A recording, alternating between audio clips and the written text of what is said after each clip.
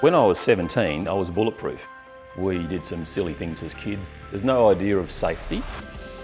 Too many people go about their role in life on autopilot. I was a second-year apprentice working in a workshop.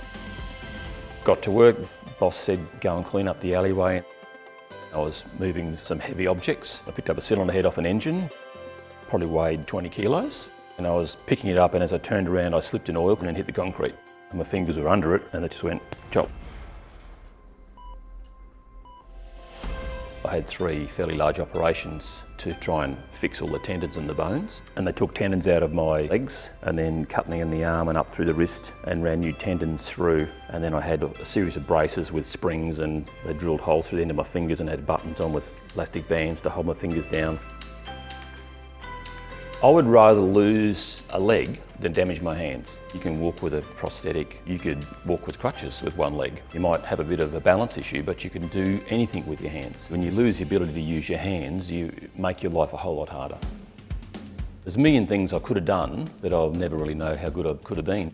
I used to love water skiing, and the minute I wrecked my hand, I was in the middle of all the times we'd go water skiing. I couldn't ski for 12 months, and then when I did try and ski a few times, I could only ski with really my left hand. From a business point of view, if someone hurts themselves, they're off work.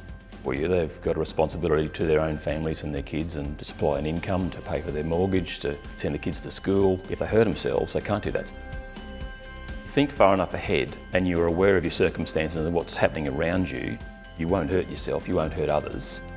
Heavy machinery is unforgiving. People on forklifts, people lifting boxes, people walking downstairs carrying heavy objects. The human body is pretty frail.